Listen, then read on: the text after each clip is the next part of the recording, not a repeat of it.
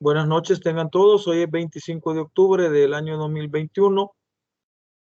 Vamos a iniciar la clase 15 de la materia bioquímica y vamos a hablar esta noche pues un poquito de lo que son las vitaminas y los ácidos nucleicos.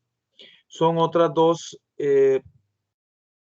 biomoléculas que son muy importantes. Hemos venido haciendo ya un repaso bastante eh, largo, pero también bastante sencillo para la comprensión de lo que son las principales, que serían los carbohidratos, las proteínas y los lípidos.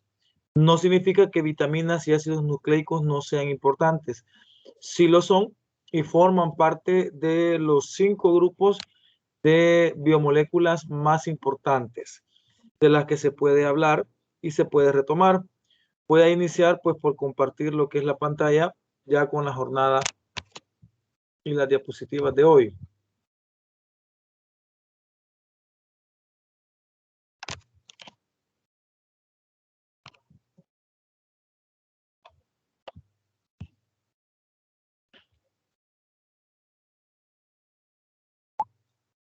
Entonces titulamos un tanto así lo que son las vitaminas y los ácidos nucleicos, ¿verdad? Vamos a comenzar con esta parte de las vitaminas y de los ácidos nucleicos.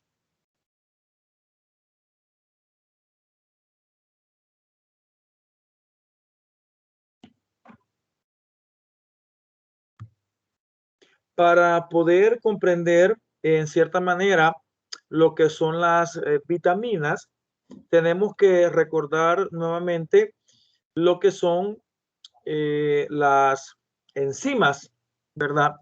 O en este caso, pues los catalizadores biológicos, que son los que realmente hacen que se aceleren o se disminuyan lo que son los procesos de reacciones químicas en el cuerpo humano.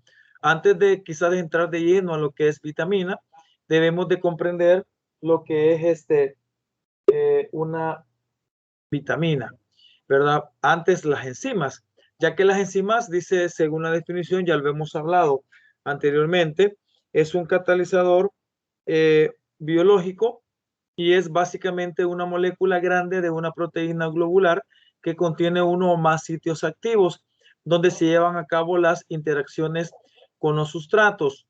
Cuando hablamos de sitios activos, estamos hablando del modelo llave cerradura que ya hemos hablado anteriormente, pero que nuevamente lo vamos a retomar para que tengamos como fresco ese conocimiento con respecto a eso.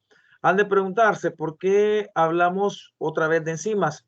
Lo que sucede es que las vitaminas vienen comportándose como una enzima, ya que son cofactores, se le llama cofactores enzimáticos. O sea que las vitaminas hacen la función de acelerar los procesos fisiológicos del cuerpo humano, ¿verdad? Entonces, las vitaminas actúan como los eslabones que puedan cuadrar lo del modelo llave cerradura. Si no cuadra dos piezas de un rompecabezas, la vitamina hace que cuadre, o sea, hace que forme, digamos, la unión entre el sustrato y lo que es el sitio activo. Entonces, por ahí, desde ahí es de tomar en cuenta esa situación. Una enzima actúa solo en determinadas moléculas llamadas sustratos, o sea, los reactivos, mientras que deja el resto del sistema sin afectar. Ya hemos hablado que las enzimas pues hacen que la velocidad de una reacción pues aumente, ¿verdad? Y al aumentar, pues al final hace de que se lleve a cabo el proceso bioquímico. Una célula viva promedio puede contener alrededor de 3.000 enzimas diferentes, cada una de las cuales cataliza una reacción específica. Y tenemos nuevamente la imagen que ya hemos hablado anteriormente, ¿verdad? Tenemos la imagen de la enzima, ¿verdad? De la enzima con catalizador y la enzima, perdón, la energía con catalizador y sin catalizador. Si usted observa el esquema, en el eje Y está la energía y en el eje X está el avance de la reacción química. cuando hablamos de un catalizador, estamos hablando de la curva verde. Esa curva verde, pues, al final hace que el catalizador, si es en el cuerpo humano llamado enzima, que la reacción química pase de una manera más rápida, donde el dióxido de carbono más el agua reaccionen químicamente con una enzima, o sea, con un catalizador, para formar ácido carbónico de manera más rápida. Y ustedes pueden observar en ese caso la curva verde, que sería la curva que al final hace que la reacción se dé mucho más rápido. Una enzima, al no existir, o sea, al no haber un catalizador o no existir una enzima, en ese caso se ve la curva rosada, parece, que va hasta lo más alto para llegar a lo que es el mismo ácido carbónico. Entonces, similar o muy igual se da lo que son las vitaminas, en ese caso, que hacen que fisiológicamente hablando, una reacción pueda darse más rápido o darse más lento. Entonces, vamos tirándonos a ese puesto. Nuevamente recordamos lo que son las enzimas, ¿verdad? El nombre de una enzima describe el compuesto o la reacción que cataliza. Para nombrarla se sustituye la terminación del nombre de la reacción o compuesto por el sufijo asa. Por ejemplo, de la sacarosa, sacarasa, de los lípidos, lipasa, y de los óxidos reductivos, óxido reductasa.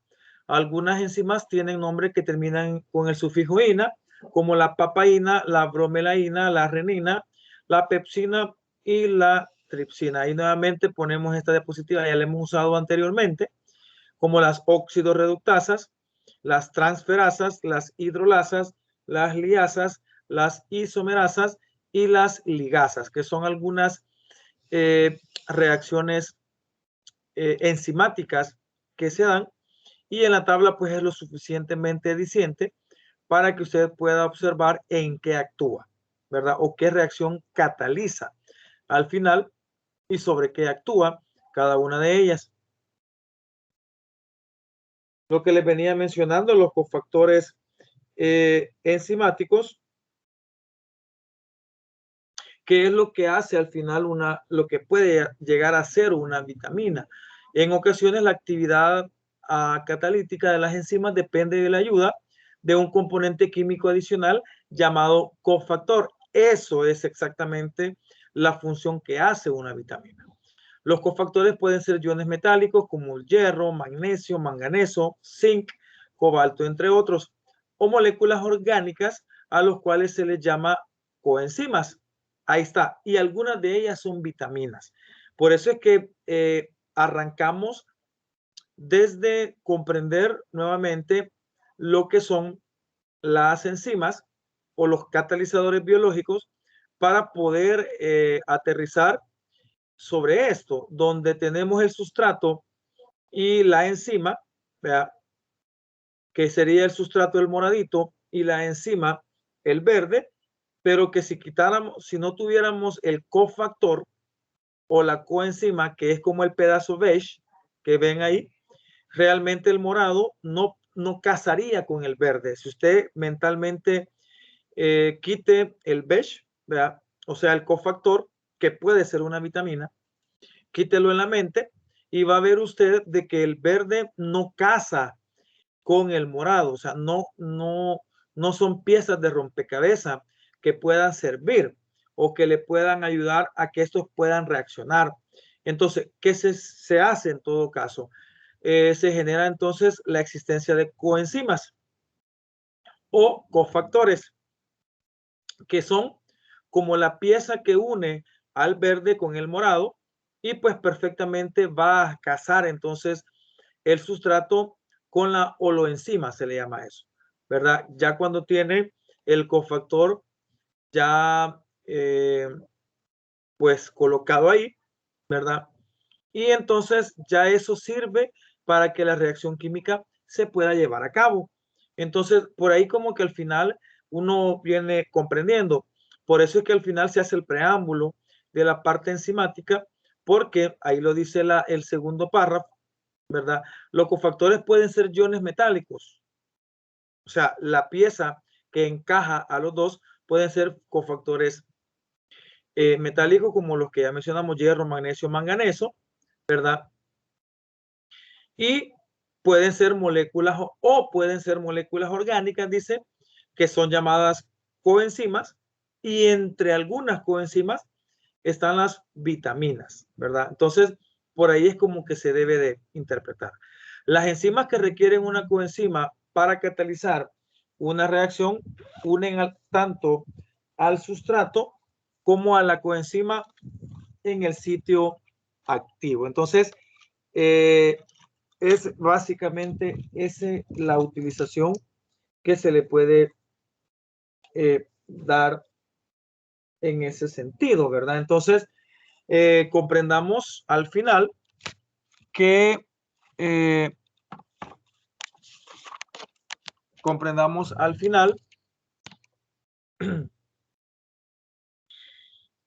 que la vitamina va a actuar como un enlace entre el sustrato y la enzima en sí. Entonces, eso puede, pues, marcar bastante al final la situación. Ahí están algunos cofactores enzimáticos que no son las vitaminas, sino que ya dijimos el ion cobre, el ion hierro, el ion zinc, el ion magnesio, el ion manganeso y el ion níquel, ¿verdad? ¿Y en qué sirve? ¿Verdad? ¿Para qué puede servir cada uno de ellos? Son cofactores enzimáticos, o sea, los sitios de enlace entre la enzima en sí y el factor. Ahí está. Vamos a tomar en cuenta, y de esto es lo que vamos a hablar para lo que son las exposiciones al final, ¿verdad? En un primer instante vamos a hablar de las vitaminas hidrosolubles, ¿verdad? Esos van a ser los primeros 4 grupos. De la otra semana, mi sugerencia sería que le tomen captura a esta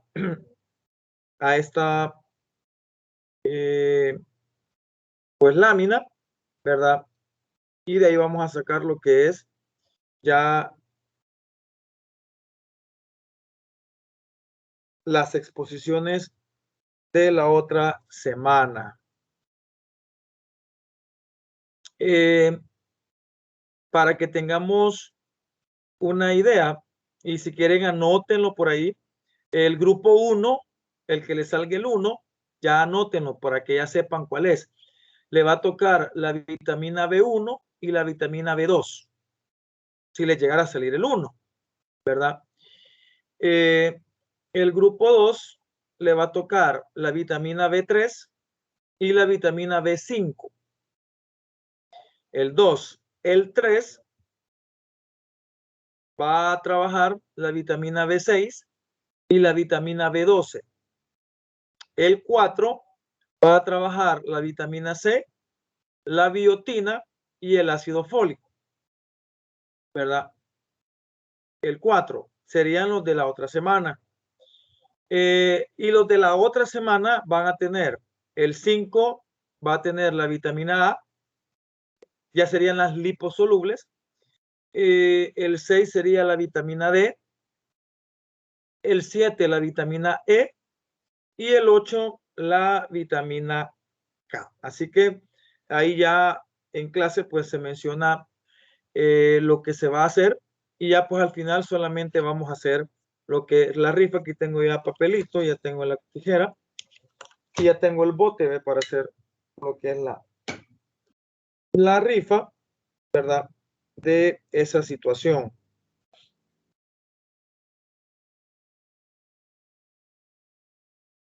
Ahí estaría B1, B2, B3, B5, B6, B12, C, biotina y ácido fólico, A, B, E y K. Ahí sería.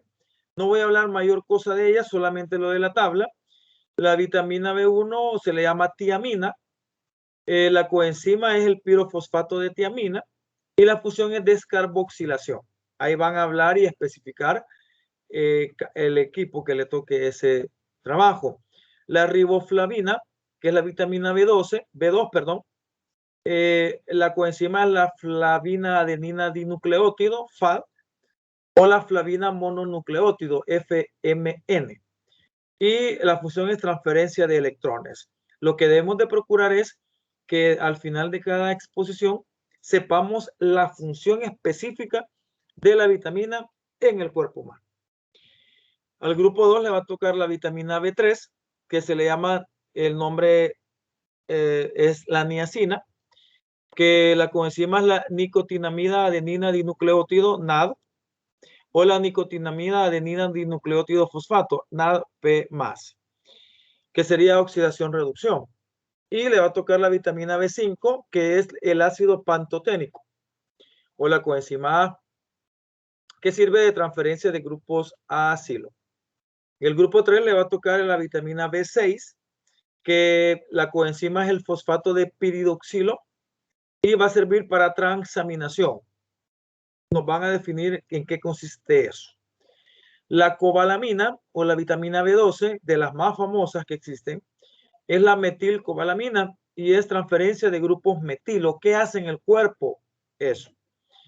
El ácido ascórbico, o sea, la vitamina C, ¿verdad? Que la coenzima es la vitamina C, es el síntesis del colágeno y la cicatrización de las heridas. Funciones. La biotina y que es la coenzima biocitina, sirve para carboxilación. Ojo.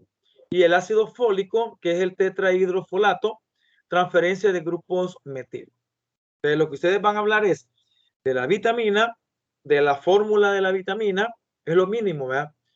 Cómo es la fórmula molecular, cómo es la fórmula estructural, ¿verdad? La coenzima que ahí se menciona y la función a la que ella se va a enfocar en el cuerpo humano.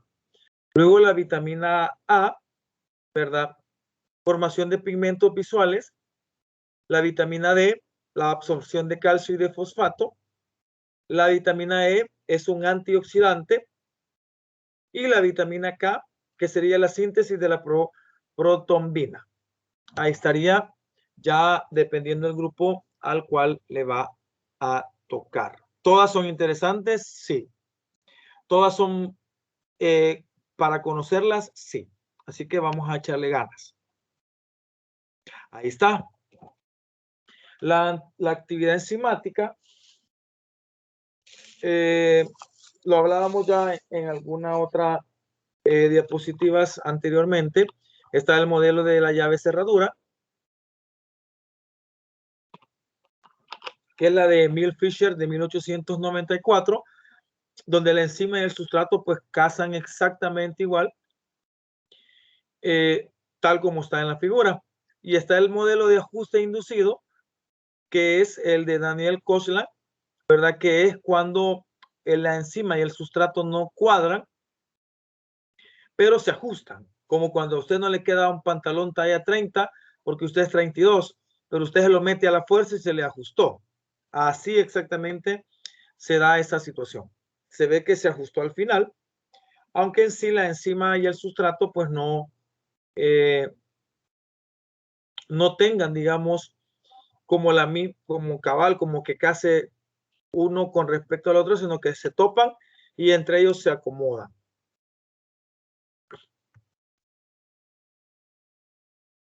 Los factores que afectan las actividades enzimáticas son la temperatura, ¿verdad? Las enzimas alcanzan la máxima actividad a su temperatura óptima, generalmente 37 grados Celsius. A temperatura más baja se reduce la velocidad de la reacción y a temperaturas superiores a 50 grados Celsius la proteína se desnaturaliza y pierde su capacidad catalítica.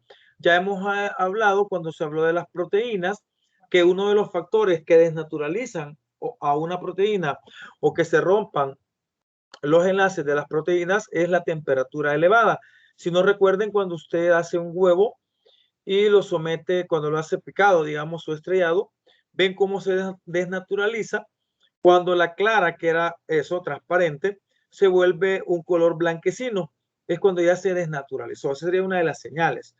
Entonces, a una alta temperatura se puede llevar esa situación. La temperatura óptima es 37 grados Celsius y pues evidentemente creo que sabemos que nuestra temperatura corporal anda ahí por los 37 grados Celsius, cosa que es bastante lógico.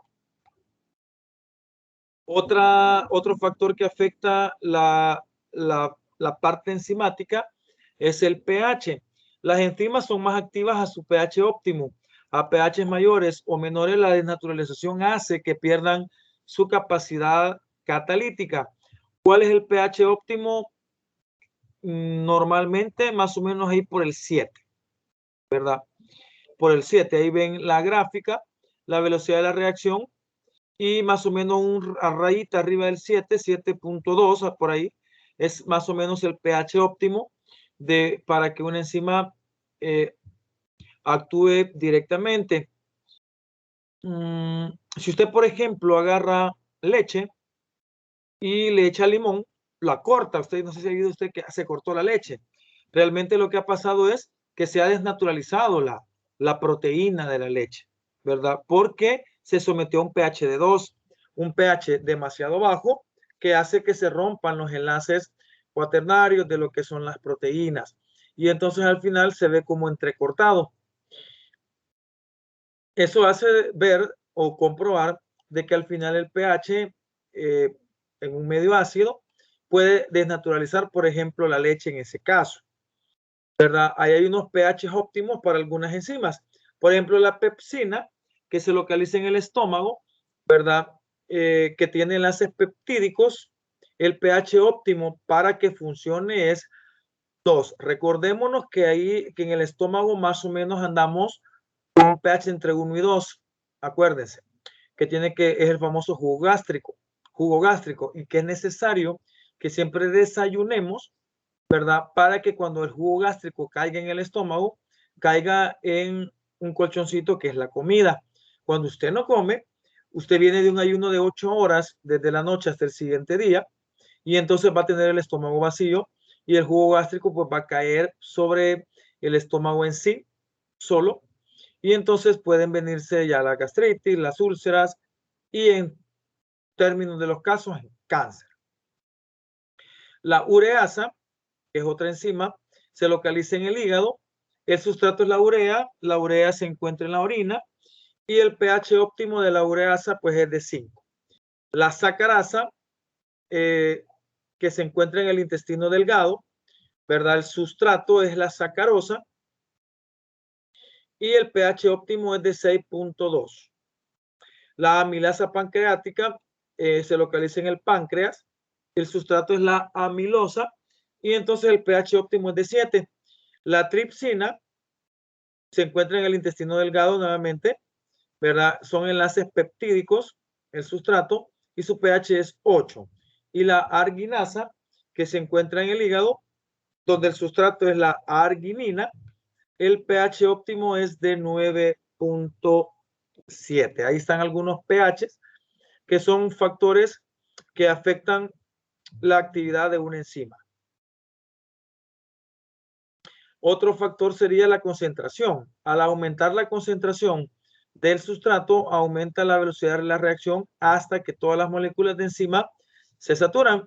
En este momento la velocidad de la reacción permanece constante. Por eso es que al final la gráfica que usted observa en la imagen hace una curva donde va creciendo la concentración a medida que va aumentando la velocidad, pero alcanza un nivel en la parte alta, donde está la línea entrecortada, alcanza un nivel lineal, que es donde ya alcanzó la concentración adecuada y ya no se va a dar más reacciones en ese caso, ¿verdad? Porque ya se alcanzó la concentración adecuada para la reacción aumentada. Podemos hablar de la inhibición, ¿verdad? Como parte de los cofactores enzimáticos, la inhibición enzimática puede ser reversible y puede ser irreversible. Dentro de la reversible está la competitiva y la inhibición no competitiva. Y está la irreversible, que cambia la forma de la enzima. Veamos las dos láminas, ¿verdad? Veamos las dos láminas y veamos cómo se da la inhibición competitiva y cómo se da la inhibición no competitiva. Si usted observa, el sitio activo son los rosados, son como los Pac-Man, los que se ven como que son Pac. El sitio activo de la enzima son los rosados y como la boquita en azul es el sitio activo.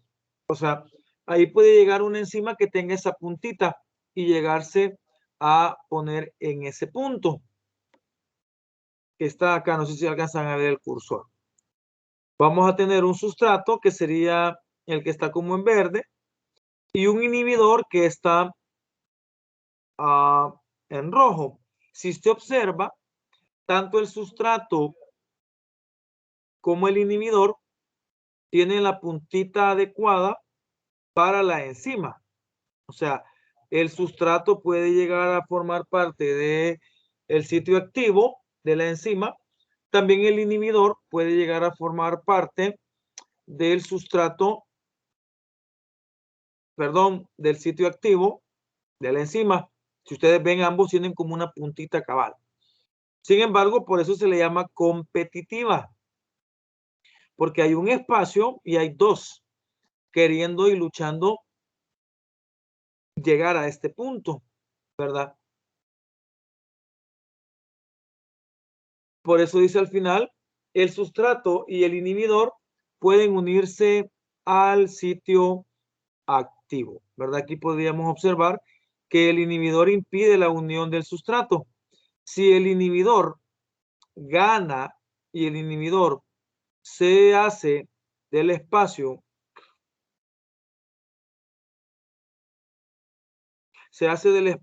del sitio activo, entonces el inhibidor no va a permitir que el sustrato forme parte de la enzima y entonces no va a existir una reacción. Por eso es que se llaman inhibidores. Los inhibidores ralentizan una reacción. Una pastilla es un ibuprofeno, por ejemplo, es un inhibidor. ¿Vea? Entonces, a eso se le llama una inhibición competitiva, donde el inhibidor gana, no se lleva a cabo la reacción o se ralentiza la reacción, ¿verdad? Y al final no puede llevarse a cabo la reacción, por lo menos no de una manera rápida. También se da lo que es la inhibición no competitiva. Si usted observa, tenemos entonces dos huecos en la enzima. Tenemos un sitio activo y un sitio inhibidor y no compiten porque tanto el sustrato como el inhibidor tienen exactamente el espacio para que cada uno tome su lugar, ¿verdad? Entonces, en ausencia del inhibidor, los productos pueden ser formados. La presencia del inhibidor enlentece o ralentiza la velocidad de la formación del producto. Entonces, ahí se puede observar la diferencia entre la inhibición competitiva, donde el sustrato y el inhibidor luchan por ser el que gane, para ver si la reacción va o viene o se ralentiza, y la no competitiva donde la enzima tiene los dos espacios, ¿verdad? Y al tener pues los dos espacios se genera de esa forma.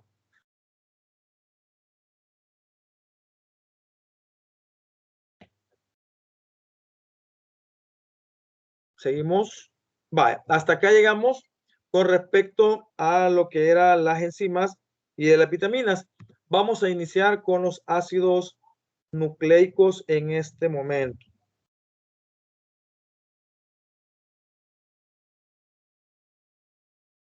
Permítanme.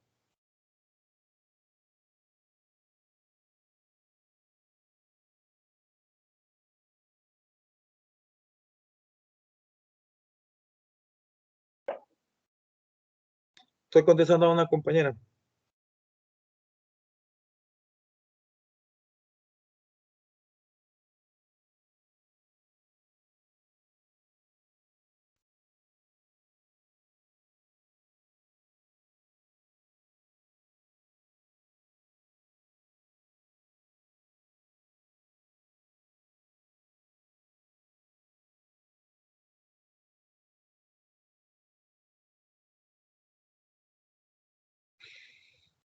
Vale, vamos a iniciar la parte de los ácidos nucleicos en este instante. Los ácidos nucleicos. Los ácidos nucleicos llamados OAN fueron descubiertos por Friedrich Miescher en 1869. En la naturaleza existen solo dos tipos de ácidos nucleicos, que es el ADN, que sería el ácido desoxirribonucleico, y el ARN, que es el ácido ribonucleico, y están presentes en todas las células.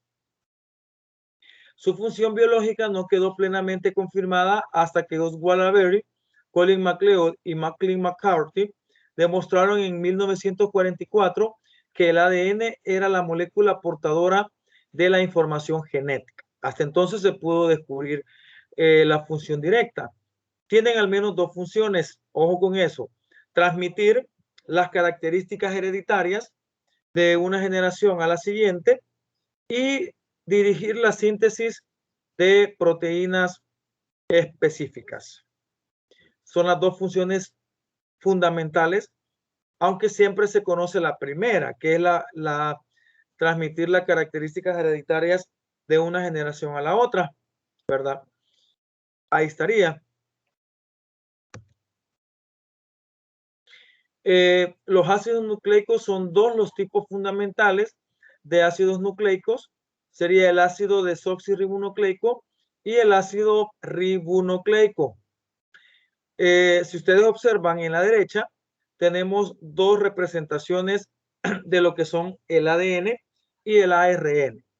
Se le va a llamar ADN cuando tengamos las dos hebras, tal como aparece en la imagen de la derecha en la izquierda.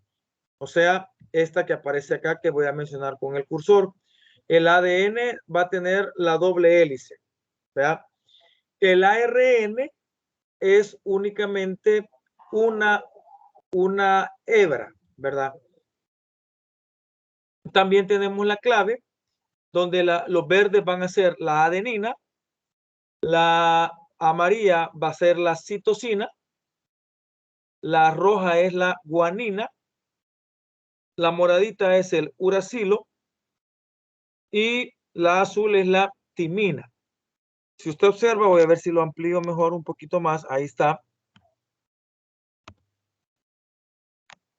Si usted observa, en ese caso, uracilo no hay en el ADN.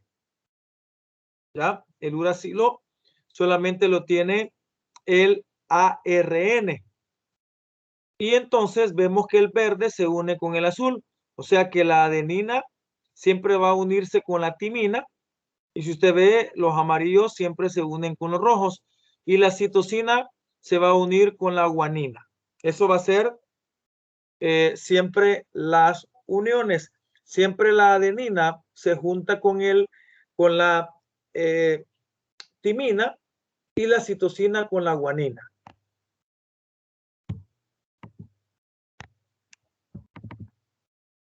Ya no puedo regresar.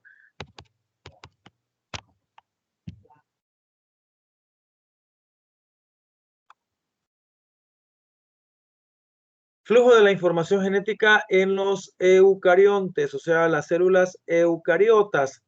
El ADN tiene tres funciones o tres formas: la replicación, la transcripción y la traducción, para formar lo que es la proteína. La replicación es cuando el ADN hace réplicas de él. La transcripción es cuando, ayudado con el ARN, que es el mensajero del ADN, que crea lo que es una copia, y usted se fija que está en el núcleo. Y la traducción es cuando el ARN hace las veces de traductor o de pasarlo de una forma a otra hasta alcanzar lo que es una proteína.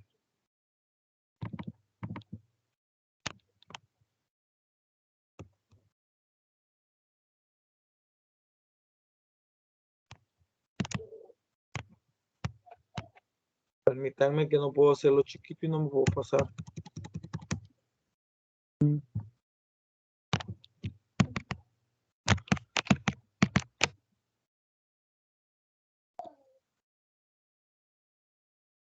Bueno, seguimos.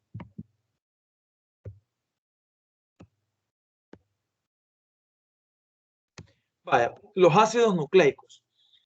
Así como las proteínas son biopolímeros hechos de aminoácidos, los ácidos nucleicos son biopolímeros hechos de nucleótidos unidos entre sí para formar una cadena larga. Ahí están haciendo una comparación entre la proteína y los ácidos nucleicos. Las proteínas, ya lo hemos hablado anteriormente, son formadas por aminoácidos. De 50 aminoácidos en adelante ya tenemos una proteína y son biopolímeros que se van uniendo para formar la cadena de proteínas. Igual con el ADN. En este caso, el ADN no son aminoácidos, sino que son nucleótidos. Cada nucleótido tiene una composición directa o nos dice mayormente de qué está compuesto un nucleótido. Y en ese caso es cada nucleótido está compuesto de un nucleósido unido unido a un grupo fosfato, y cada nucleósido se compone de un azúcar aldopentosa unido a través de su carbono anomérico al átomo de nitrógeno de una purina heterocíclica o pirimidina. Ya lo vamos a traducir al español. Lo que tiene, lo que es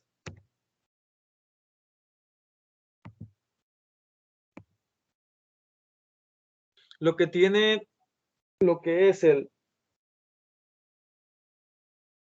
un nucleótido sería una base fosfato, que es lo de verde, una base nitrogenada, que aparece ahí donde dice base, ahí se une, y una aldopentosa, o sea, un azúcar de 5 carbonos, ¿verdad? En ese caso.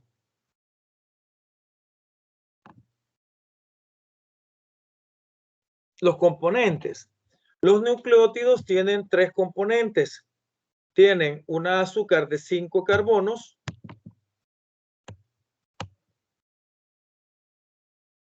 uno o más fosfato y un compuesto nitrogenado débilmente básico llamado una base nitrogenada.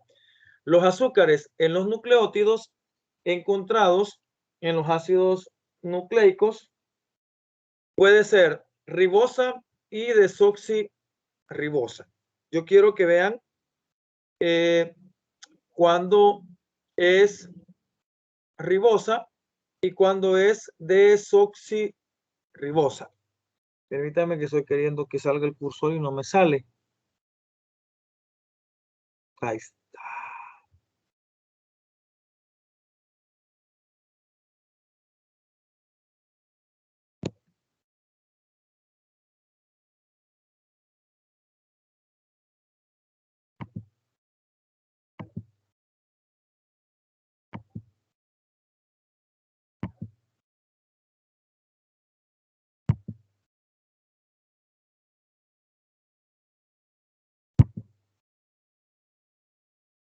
Vaya, observen en esta lámina la ribosa. Fíjense que comparen ambas, la ribosa, que es la de la izquierda, y la desoxirribosa, que es la de la derecha. ¿Cuál es la única diferencia que hay entre la ribosa y la desoxirribosa? Tiene que ver con el carbono 2. Miren, la ribosa tiene un grupo hidroxilo en el carbono 2, o sea, un OH, que lo voy a señalar acá, que sería este, ¿verdad? Un OH en el carbono 2. La ribosa, vean, de ahí todo es exactamente igual. Y la desoxirribosa no tiene OH en el carbono 2. Ahí estaría la diferencia entre las dos azúcares, la que es la ribosa y la desoxirribosa en este caso. También vamos a encontrar algo que se llama bases nitrogenadas. Las bases encontradas en los nucleótidos son derivados de pirimidinas o purinas. La pirimidina tiene un anillo que contiene 4 átomos de carbono y 2 átomos de nitrógeno. Es bien fácil diferenciar una pirimidina de una purina, porque la purina tiene un sistema de anillos de pirimidinidazol fusionado. En palabras sencillas, tiene un hexágono y un pentágono. Entonces, ahí puede usted rápidamente ver la estructura de las pirimidinas, que es solamente un hexágono de 4 carbonos y 2 nitrógenos, y las purinas, que es un hexágono y un pentágono unidos en esa forma estructural.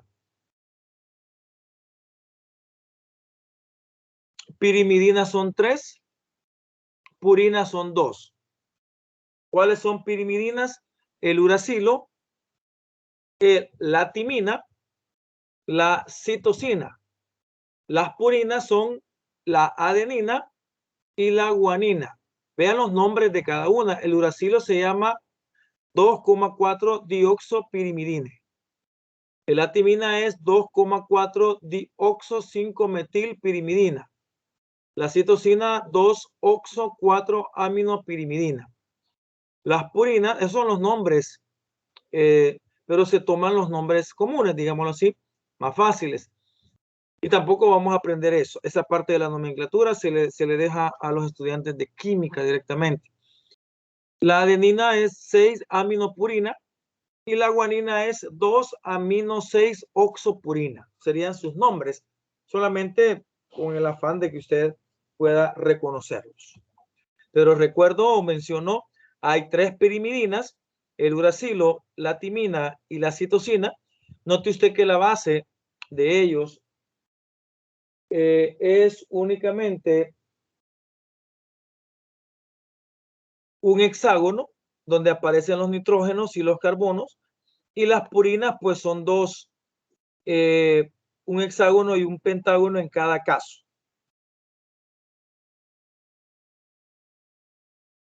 Los desoxirribonucleótidos están compuestos de desoxirribosa y una base heterocíclica y grupos fosfatos. Ya vamos a especificar cada una. Por ejemplo, los desoxirribonucleótidos, o sea, los del ADN, son de esta manera. Miren, recuérdense, una base nitrogenada tiene un grupo fosfato, que sería en ese caso el verde, una aldopentosa, que sería la negra, ¿vea? Y tiene un nucleótido, que sería en este caso la adenina, que es la celeste, la guanina, que es la celeste de la derecha, la citosina, que es la de la izquierda de abajo, y la timina, que es la de la derecha de abajo. Entonces, así es como se forma o cómo está compuesto cada una de las bases nitrogenadas, que tiene, por cierto, 3 formas. Los nucleótidos tienen 3 componentes, que es un grupo fosfato, una aldopentosa y una base nitrogenada, que sería adenina, guanina, citosina y timina. Se le llama bases nitrogenadas porque son bases que contienen mucho nitrógeno. Y ahí lo pueden observar ustedes en cada una de las 4 estructuras de la adenina, guanina, citosina y timina. Lo de celeste son las bases nitrogenadas, ¿verdad? Observe en cada uno que hay bastante nitrógeno formando parte del nucleótido, en ese caso, que es toda la molécula.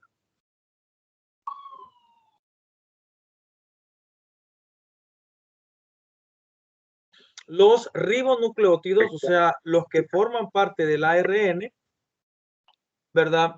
Están de esa manera. La adenina,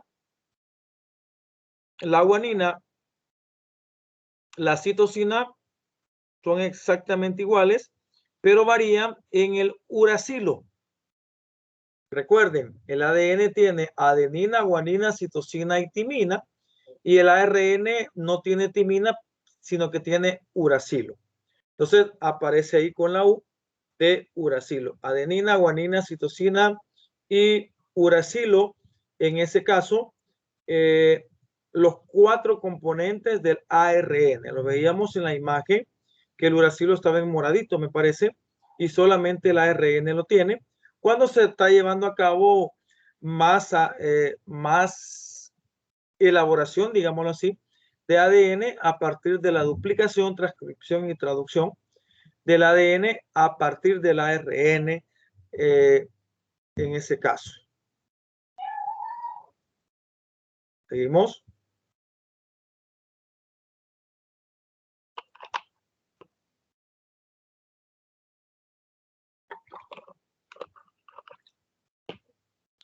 Los ácidos nucleicos. Los nucleótidos son las unidades monoméricas para formar polinucleótidos. Como los aminoácidos forman proteínas. Son 2 los tipos fundamentales de ácidos nucleicos. Está el ácido desoxirribonucleico, o llamado ADN, que mantiene y transmite la información que las células necesitan para sobrevivir y crear descendencia. Y el ácido ribonucleico, ARN, que lee o interpreta la información en el ADN y la utiliza para crear proteínas. Podemos observar en el de la izquierda está el ARN, donde está la citosina, la guanina, la adenina y el uracilo, ¿verdad? Que es el que está en el recuadrito para hacer como énfasis en que es el diferente, ¿verdad? Y a la derecha está el ADN, que tiene por su lado citosina, guanina, adenina y timina.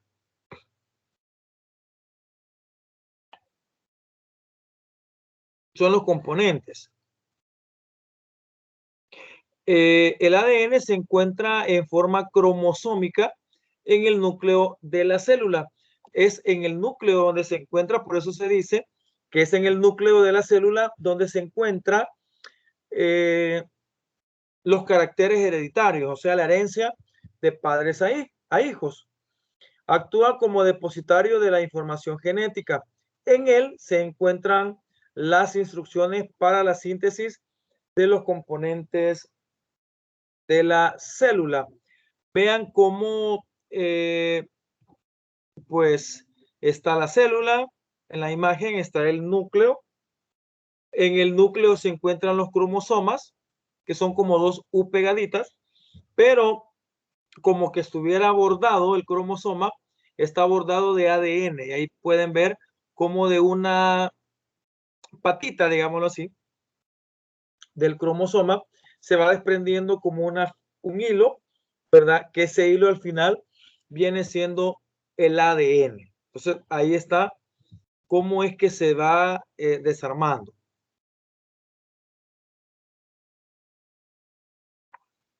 Ahí está una célula.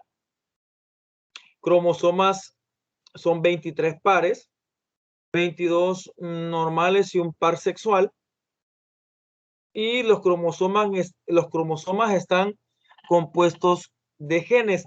Si observa usted esa imagen, vea en sí cómo es el cromosoma, como que fueran hilos, como pegaditos, como un bordado, le he llamado siempre yo, a cada una de las 4 puntas que forman al cromosoma, ¿verdad? Y al final, pues, se puede observar que es como que tuviéramos un hilo y hiciéramos, como que yo les dijera, miren, hagamos un cromosoma bordado.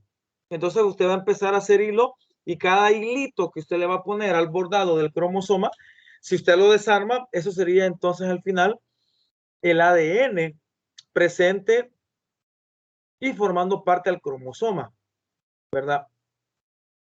Y los genes, que son un montón en cada ser humano, para cada característica fenotípica o genotípica del cuerpo humano, pues están presentes en ese caso.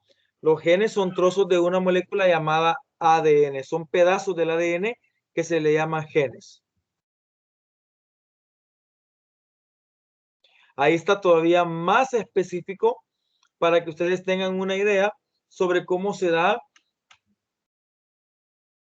lo que es el desarmar un cromosoma para llegar a lo que es el ADN. Miren, ahí tenemos algo que es al cromosoma. Ese recuadrito que se amplía viene siendo como un solenoide, o sea, como distintos, se me ha olvidado, aros formando algo. Eso se le llama en electricidad solenoide, de los cuales pues están como hechos de pelotitas, si usted lo observa, que es el nucleosoma. Y pues esas pelotitas están como amarradas o juntadas con un hilo. Y ese hilo pues al final se vienen como desarmando. Y si usted observa, esos hilos terminan siendo los del ADN. Ahí se puede ver en esa imagen cabal cómo es que desde el cromosoma se genera ese desprendimiento hasta llegar a lo más básico y a lo más sencillo, que sería el ADN. Ahí está exactamente cómo se da el proceso. Está esa lámina, creo que es la más determinante sobre cómo es el proceso. Vean, empezamos por la célula. En la célula está el núcleo. En el núcleo están los cromosomas, ahí se ven. Se agarra uno en especial. El cromosoma tiene la patita que le decía yo que es un telómero. Lo del centro es centrómero. Vean cómo el telómero, las dos patitas son cromátidas y en biología se le llama cromátidas hermanas. Pero en este caso el telómero, vean cómo se va desarmando de una cromátida hermana, ¿verdad? Se va desarmando como hilo, ¿verdad? Luego aparece el solenoide, que es donde está el hilo del ADN al final. Cada pelotita son histonas y nucleosomas que se van luego desarmando del solenoide y al final pues queda el hilo ya como estirado, digámoslo así, donde ese hilo termina siendo el ADN de doble hebra, miren, y específicamente llegamos hasta lo que son las bases nitrogenadas. ¿Qué sería en ese caso? La adenina, la citosina, la guanina y la timina. ¿Preguntas?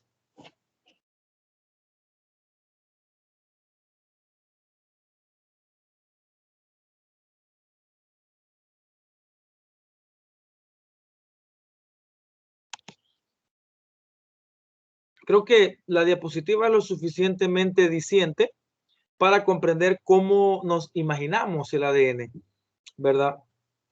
Es así de complicado, digámoslo así, de complejo.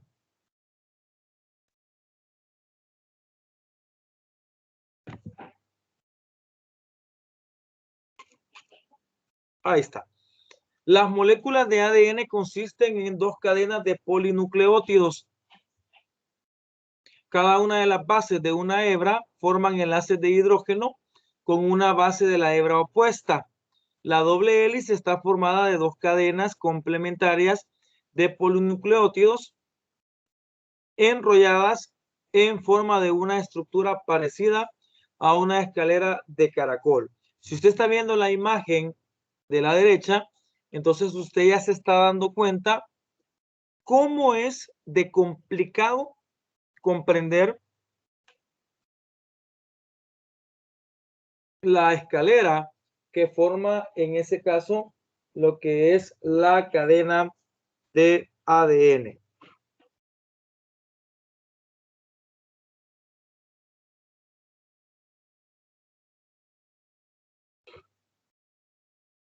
Vean que a la izquierda aparecen las bases nitrogenadas. Vean aquí a la izquierda tenemos la pentosa, la aldopentosa, el grupo fosfato, la base nitrogenada de la primera y está señalando. Luego tenemos la segunda que está en la misma posición, vean cómo se une, digamos, el primer nucleótido con el segundo, se une con el famoso carbono anomérico, que es al final el carbono que se une a un oxígeno a través de la base fosfato. Vean, luego nuevamente a través de la base fosfato se unen cada nucleótido para formar el ADN o una hebra, así como se unen los aminoácidos, si se acuerdan que hablábamos cuando formábamos las proteínas, donde se une, digamos, una hebra del ADN con la otra hebra del ADN y lo que está en el medio, que serían las bases nitrogenadas, adenina, guanina, citosina y timina, se unen en el medio, ¿verdad? A través de puentes de hidrógeno. Lo que está ahí de amarillito son los famosos puentes de hidrógeno. Ya hemos hablado que los puentes de hidrógeno son enlaces muy sencillos que se dan, ¿verdad?, entre dos moléculas donde puede estar presente el oxígeno o el nitrógeno. Eso lo hablamos al principio, no sé si con ustedes o si fue en química general, pero esa es una de las cualidades de los puentes de hidrógeno. Un hidrógeno unió en este caso al nitrógeno con el oxígeno o el nitrógeno con otro nitrógeno. Entonces, si usted observa, en la primera hebra, la adenina, que es la base nitrogenada del primer nucleótido, se está uniendo, ojo con esto, se está uniendo con dos puentes de hidrógeno a la timina. Ojo, la adenina con la timina se une mediante dos puentes de hidrógeno, que serían estos dos. La guanina con la citosina, vean por favor, se une con tres puentes de hidrógeno.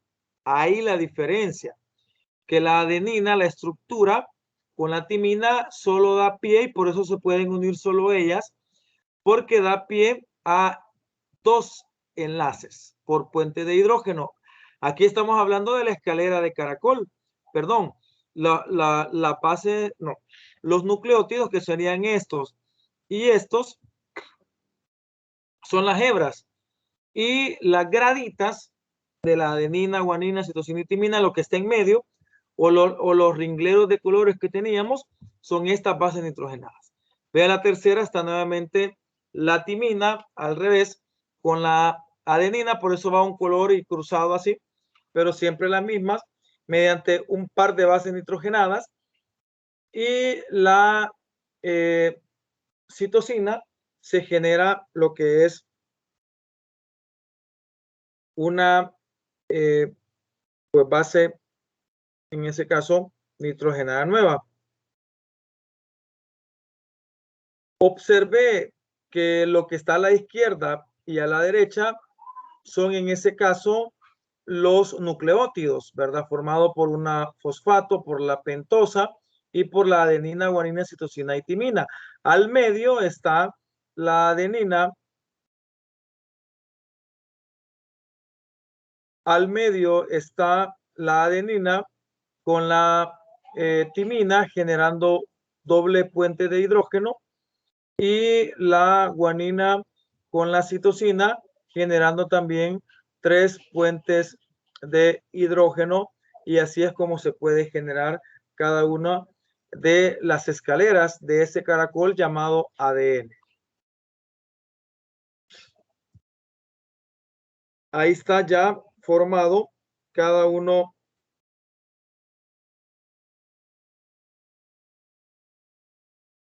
de eso. Permítanme.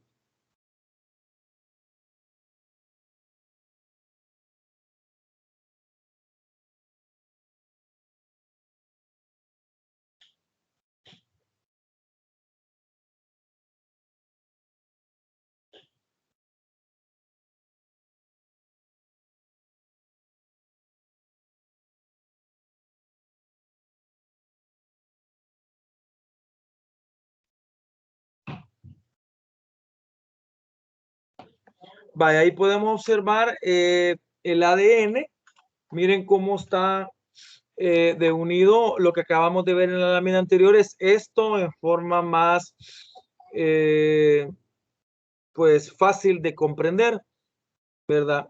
Donde la adenina, en este caso de amarillo, se une con la timina y la guanina se une con la citosina. Queda como una escalera, según la imagen del centro, ¿verdad? Pero al final se enrolla como una escalera de caracol.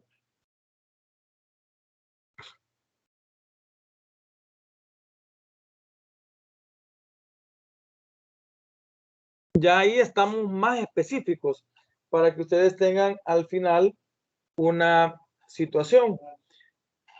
Podemos observar que existen lo que son los ácidos nucleicos, el ADN, el apareamiento de bases es la característica más importante de la doble hélice que le permite funcionar en el almacenamiento y transferencia de la información genética. Cada par, en este caso de los ácidos nucleicos, se compone de una purina y de una pirimidina. Las purinas, ya lo mencionábamos anteriormente, jóvenes, estaría lo que es la adenina con la guanina y en el caso las pirimidinas estaría la citosina con la timina en el caso del ADN y con el uracilo en el caso del ARN. Ahí tenemos ya los dos pares de bases nitrogenadas que pueden ser unidos en ese caso. Vean la adenina ya agarrando una porción y cómo se genera. La adenina con la timina a partir de dos puentes de hidrógeno. La guanina con la citosina a partir de tres puentes de hidrógeno. A la izquierda y a la derecha de cada base nitrogenada, pues está lo que ya sabemos, el grupo fosfato, la aldopentosa, que se unen entre ellos a partir del carbono anomérico para hacer la hebra de un lado y de la otra, pero lo que estamos especificando en este caso son las gradas que componen a la doble hélice del ADN, ¿verdad? Entonces ahí creo que queda bien explicadito, digamos así, cómo es que la unión en cada caso se genera de esa manera.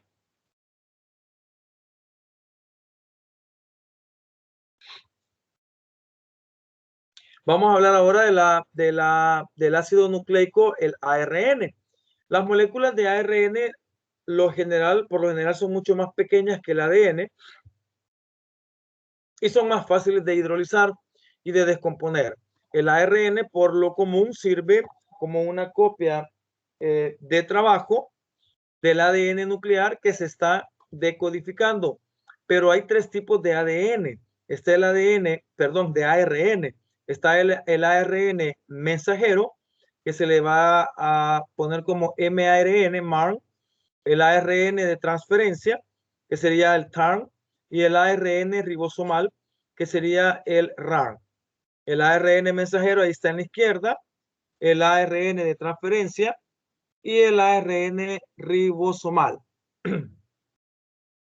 Los tres tipos de ARN que existen. Cada tipo de ARN tiene una función específica dentro de la expresión de la información genética. El ADN forma ARN, el ARN proteínas y las proteínas estructuras de las funciones celulares.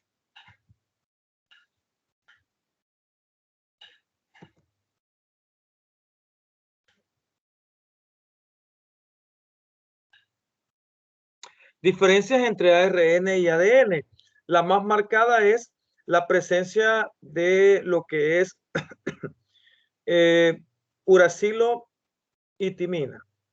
La segunda diferencia es la doble hélice y la hélice sencilla, ¿verdad? La tercera, el ADN tiene par de bases nitrogenadas y el ARN solamente tiene nucleobases. El ARN tiene ribosa y el ADN tiene desoxirribosa.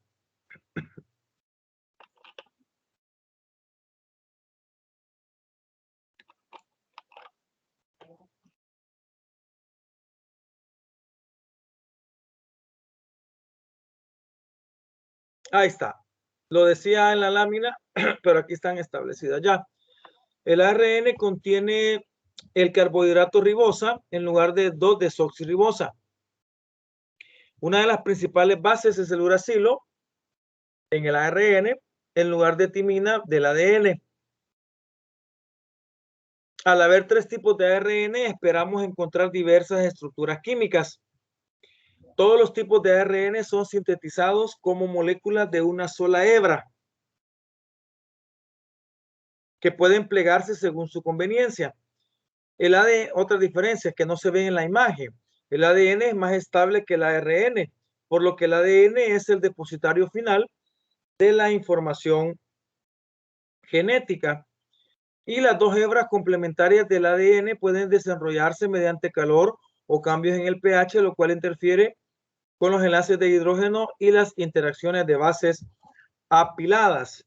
Ahí están las diferencias más marcadas que hay entre lo que es el ADN y el ARN. Ahí podemos ver una hilera de ADN y el ARN. Ahí se ve pues ya el grupo fosfato son los verdes, la desoxirribosa son los amarillos en el caso del ADN. En el caso del ARN es la ribosa y las celestes son las bases nitrogenadas. Acuérdese, la desoxirribosa en el carbono 2, que ahí está señalado, solo tiene hidrógeno, acuérdese. Y la ribosa, ojo, en el carbono 2 tiene un grupo OH. Esa es la diferencia entre lo que es el ADN y el ARN. Por eso el tipo de azúcar que se marca en cada caso son distintos. Sin embargo, el enlace, el grupo fosfato es el mismo y la base nitrogenada también es el mismo. Lo que cambia en cada nucleótido va a ser que en el ADN va a tener una azúcar desoxirribosa y en el ARN va a tener una azúcar, en ese caso, una azúcar ribosa. En ese caso.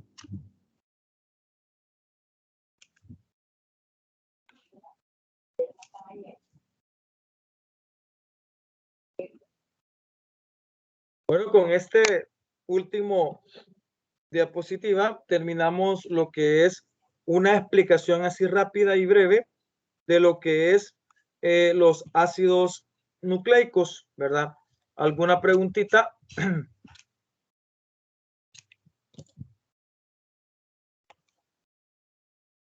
Que tengamos.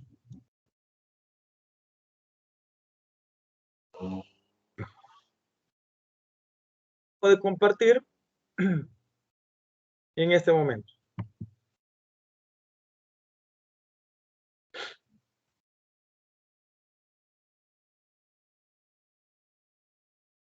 En este momento vamos a empezar a poner lo que es ya los nombres de los grupos en el grupo, ¿verdad? Así que voy a dejar de grabar en este momento y pues muchas gracias por la atención prestada.